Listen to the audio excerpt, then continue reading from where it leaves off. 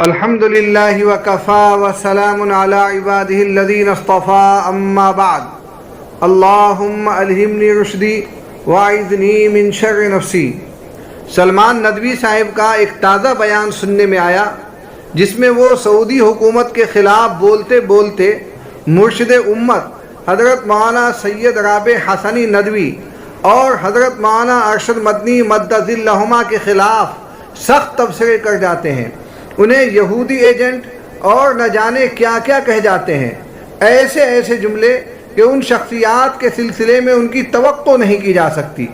اپنے تبصرے میں انہوں نے جو کچھ کہا پہلے آپ اسے سن لیں، اس کے بعد اپنا موقف پیش کروں گا۔ پھر میں کہتا ہوں، میں بار بار کہہ چکا ہوں کہ رقص و سرود کی محفلیں اور دجال کا یہ شہر اور دجال کا ایک محل اور فوجی اڈے، یہ سب اس کے لیے کافی تھے کہ ان کے خلاف بگل بجا دیا جاتا، انقلاب کی دعوت دی جاتی اور ان کے خلاف یہ کہا جاتا کہ پوری امت کھڑی ہو جائے اور حرمین شریفین کو ان کے قبضے سے آزاد کیا جائے۔ اور جو بات جب علامہ سید سلیمان ندوی اور مفتی کفایت اللہ گئے تھے اور آل سعود سے ملے تھے اور یہ کہا تھا کہ حرمین کو عالمی نگرانی میں دیا جائے، یہ آپ کے صرف خاندان کے لیے نہیں ہے، تو شاہ عبدالعزیز نے بات ان کی سنی انسنی کر دی تھی۔ یہ بات آج پوری قوت سے پھر اٹھانی چاہیے کہ عالم اسلام کی تحویل میں حرمین کو دینا ہے، اور عالم اسلام میں جو امت مسلمہ ہے اس سے میں کہتا ہوں کہ اس مطالبے کو پوری شدت کے ساتھ رکھا جائے، اور جو علماء آل سعود سے وابستہ ہیں، جو رابطہ عالم اسلامی کے نام کی صہیونی ایجنسی کے ممبر ہیں، انہیں شرم کرنی چاہیے اور ان کو علل اعلان یہ بتانا چاہیے کہ ہم استعفیٰ دیتے ہیں، ہم اس سے الگ ہوتے ہیں، ہم آل سعود کے جرائم پر خاموش نہیں رہیں گے۔ میں نے نام لے لے کر کئی مرتبہ کہا، مولانا ارشد مدنی سے کہا، مولانا رابع حسنی سے کہا، ہر بات پہ بولتے ہیں آپ، ہر چیز پہ بولتے ہیں آپ، ہر چھوٹی سے چھوٹی بات پر زبان آپ کی چلتی ہے، فلاں کا انتقال ہو گیا، فلاں صاحب بیمار ہے، اتحاد ملت کی کانفرنس ہو رہی ہے، تماشا، اس میں ماشاءاللہ آپ کی زبان رواں دواں ہے، ذرا سا کسی نے چھیڑ دیا تو آپ میدان میں ہیں، اور جزیرۃ العرب اسلام کا قلعہ، اس میں اتنے بڑے بڑے جرائم ہو رہے ہیں اور آپ کی زبانیں خاموش کیوں ہیں؟ پوری امت سے سوال ہے کہ آپ اگر یہ سمجھتے ہیں کہ یہ آپ کے بڑے اور آپ کے بزرگ ہیں تو اب آپ اپنے دماغ سے یہ بات نکال دیجئے، یہ صہیونی عربوں کے ایجنٹ ہیں، انہوں نے اپنے اداروں اور اپنی شخصیات کی شکل میں ایجنسیاں کھولی ہیں۔ اگر یہ آج بھی جب مدینہ منورہ کی جب فضا کو جب ناپاک بنانے کی کوشش ہو رہی ہے، اگر آج بھی یہ خاموش رہے تو میں کہوں گا مسلمان نوجوانوں سے، میں کہوں گا امت کے ہر فرد سے کہ اس بات کو اب مان لو، تسلیم کر لو، اس کا اعلان کرو اور ہر جگہ کہو کہ یہ جو ملک کے بڑے بزرگ شمار کیے جاتے ہیں یہ صہیونی عربوں کے ایجنٹ ہیں۔ رابطہ عالمی سے، عالم اسلام سے انہیں استعفیٰ دینا پڑے گا اور علل اعلان ان جرائم کے خلاف بولنا پڑے گا اور ان کو زبان کھولنی پڑے گی، ورنہ کسی مسئلے پر ان کی زبان کی بات قبول نہیں کی جائے گی اور یہ سمجھا جائے گا کہ یہ کوئی نہ کوئی مکر ہے، یہ کوئی نہ کوئی اپنا پہلو ہے جس کو بچانے کی کوشش کی جا رہی ہے۔ اس لیے یہ بات اب پوری قوت کے ساتھ امت کے سامنے آ جانی چاہیے۔ امت کے جوانوں کو، امت کے لوگوں کو کیا ہو گیا ہے، وہ آخر کس قدر پاگل ہو گئے ہیں؟ یہودی اور نصرانی احبار اور رہبان نے جس طرح لوگوں پر جادو کر دیا تھا یا ان کے دماغوں کو اغوا کر لیا تھا اور ان کے دلوں کو تباہ کر دیا تھا، کیا آج امت مسلمہ کا بھی یہی حال ہو گیا ہے؟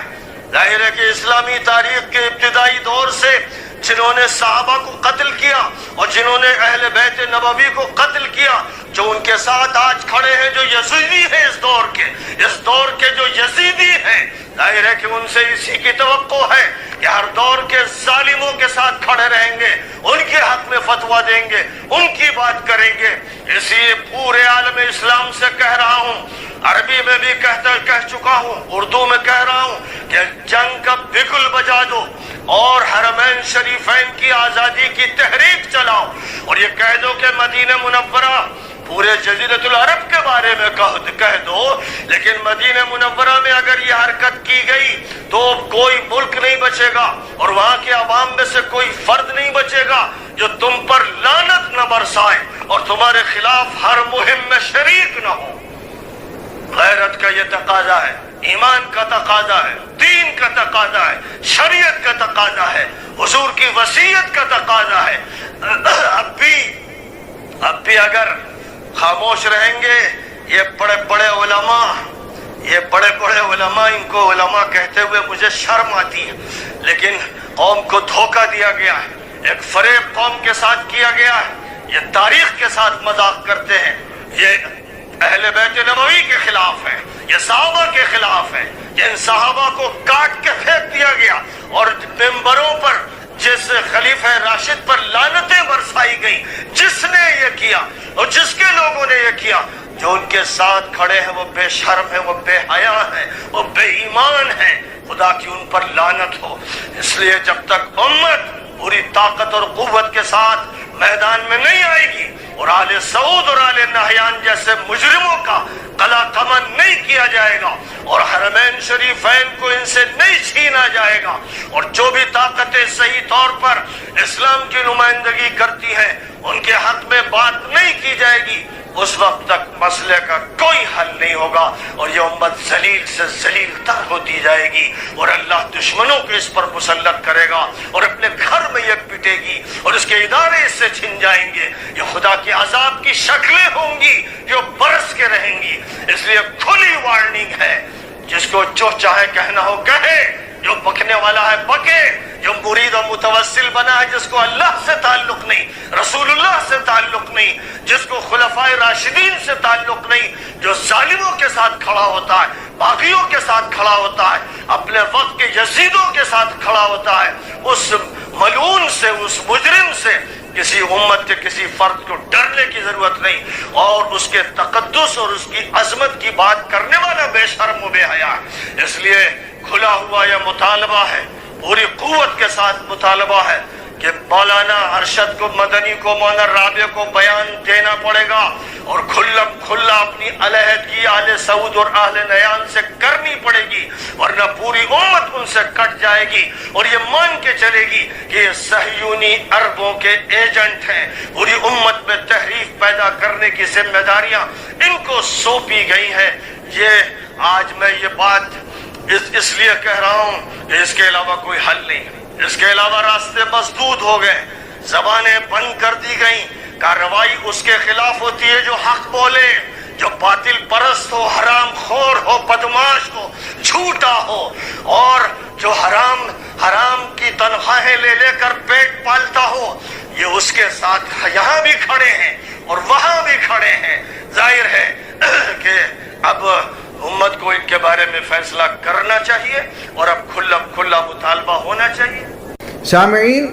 ندوی صاحب کے بیان سے آپ نے اندازہ لگا لیا ہوگا کہ وہ سعودی حکومت کے خلاف کس درجہ خفا ہیں۔ اس میں کوئی شک نہیں کہ ان کا غصہ جائز ہے۔ اس وقت وہی کیا، ان تمام مسلمانوں کے دل بری طرح زخمی ہیں جو سعودی میں اقامت پذیر نہیں، جو وہاں کے باشندے ہیں وہ بھی بری طرح تل ملائے ہوئے ہیں، لیکن وہاں زبان بندی ہے، وہ حرف شکایت زبان پر نہیں لا سکتے۔ بن سلمان کی دن بدن اسلام مخالف سرگرمیوں نے عالم اسلام کو ستا کر رکھ دیا ہے۔ اہل ایمان چیخ رہے ہیں، ان کے جگر چھلنی ہو چکے، ان کی زبانیں کہہ کہہ کر گھس چکی، مگر بن سلمان کسی پاگل ہاتھی کی طرح سب کو رونتا ہوا چلا جا رہا ہے۔ حجاز و نجد میں اس نے اعتدال پسند اسلام کے نام پر جو بدمعاشیاں کی ہیں، اس زمین پاک میں جیسی طوائف الملوکی پھیلائی ہے، اس بلد اللہ الحرام میں جیسا طوفان بدتمیزی برپا کیا ہے، مسلمان اسے کبھی معاف نہیں کر سکتے۔ سب کے ہاتھ دعا کے لیے آسمان کی طرف بلند ہیں۔ انشاءاللہ اس موضوع پر تفصیلی گفتگو پیش کی جائے گی، مگر ندوی صاحب نے سعودی حکومت کی آڑ میں ہندوستانی مسلمانوں کے اکابر کو جس طرح کوسا ہے، جیسے الزامات ان پر جڑے ہیں، جیسے بھدے الفاظ اور مکروہ جملے ان کی شان میں بولے ہیں، انہیں کوئی جواز نہیں دیا جا سکتا۔ سعودی حکومت کے خلاف یہ دونوں نہیں بولتے تو ان کے پاس واقعتاً کوئی عذر ہوگا، کوئی مصلحت ہوگی۔ یوں بھی رابطۂ عالم اسلامی میں صرف یہی دو بزرگ تو نہیں ہیں، دنیا بھر کے اکابر امت اس میں موجود ہیں، جن کے ارکان تاسیسی کی تعداد 60 کو پہنچتی ہے۔ اس وقت ہندوستان سے ارکان تاسیسی یہی دو شخصیات ہیں۔ رابطہ عالم اسلامی کے جو مقاصد بیان کیے گئے ہیں، ان کا تقاضا یہی ہے کہ شریعت کے خلاف کیے جانے والے اقدامات کے خلاف سب مل کر آواز اٹھائیں۔ اگر ایسا ہوا تبھی بات بنے گی۔ ایک دو عالم کی آواز سے بے لنگر جہاز اور بے مہار اونٹ کو کوئی نقصان نہیں پہنچ سکتا۔ اگر یہ دونوں کسی مصلحت سے خاموش ہیں تو اس کا یہ مطلب نہیں کہ وہ صہیونیوں کے ایجنٹ ہیں، یہودیوں سے ان کی کوئی خفیہ ڈیل ہے، معاندین اسلام سے ان کا کوئی مفاد وابستہ ہے۔ یہ غلط بات ہے۔ آپ ان اکابر سے اپیل کر سکتے ہیں، فریاد کر سکتے ہیں، گہار لگا سکتے ہیں، انہیں سیاہ و سفید سمجھا سکتے ہیں، مگر الزام تراشی کبھی نہیں کر سکتے۔ ہمارا مذہب اس کے خلاف ہے۔ جو بری بات کسی بندے میں نہ ہو اور اس کی جانب وہی برائی منسوب کر دی جائے، اسے ہی بہتان کہتے ہیں۔ آپ تو ماشاءاللہ عالم ہیں، قرآنی آیات آپ کو یاد ہیں، احادیث پر آپ کی نگاہ اچھی ہے۔ کیا کسی مسلمان پر بہتان لگایا جا سکتا ہے؟ بہتان ترازی کتنا بڑا جرم ہے، اس پر روشنی ڈالنے کے لیے جامعہ علوم اسلامیہ بنوری ٹاؤن کا فتویٰ سناتا ہوں، اس کے بعد اپنی بات ختم کرتا ہوں۔ جامعہ بنوری ٹاؤن نے اپنے فتوے میں لکھا ہے، کسی پر بیجا تہمت اور بہتان لگانا شرعاً انتہائی گناہ اور حرام ہے۔ حضرت علی رضی اللہ تعالی عنہ سے روایت ہے، وہ کہتے ہیں بے گناہ لوگوں پر الزام لگانا آسمانوں سے زیادہ بوجھل ہے، یعنی بہت بڑا گناہ ہے۔ اللہ تعالیٰ نے سورہ احزاب میں بے گناہ مومنین اور بے گناہ مومنات کو زبانی ایذا دینے والوں، یعنی ان پر بہتان باندھنے والوں کے عمل کو واضح گناہ کہا ہے۔ ایک حدیث میں ارشاد نبوی ہے، مسلمان کے لیے جائز نہیں کہ وہ لعن طعن کرنے والا ہو۔ ایک اور حدیث میں ہے کہ جو شخص کسی دوسرے کو فسق کا طعنہ دے یا کافر کہے اور وہ کافر نہ ہو تو اس کا فسق اور کفر کہنے والے پر لوٹتا ہے۔ الغرض مسلمان پر بہتان باندھنے یا اس پر بے بنیاد الزام لگانے پر بڑی وعیدیں آئی ہیں، اس لیے اس عمل سے باز آنا چاہیے اور جس پر تہمت لگائی ہے اس سے معافی مانگنی چاہیے تاکہ آخرت میں گرفت نہ ہو۔ عن علی قال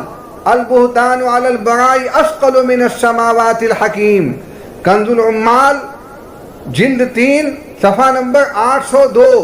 حدیث نمبر 8810۔ لا ينبغي لصدیق ان یکون لعانا، مشکات المصابیح جلد 2 صفحہ نمبر 411۔ لا يرمی رجل رجلا بالفسوق ولا يرمیہ بالکفر الا ارتدت علیہ ان لم یکن صاحبہ کذالک۔ صحیح البخاری باب ما ینہی عن السباب۔ اللہ تعالیٰ سے دعا ہے کہ ہمیں بدگمانی سے بچائے، آپسی خلفشار سے بچائے اور حرمین شریفین کی حفاظت فرمائے۔ وآخر دعوانا الحمد للہ رب العالمین۔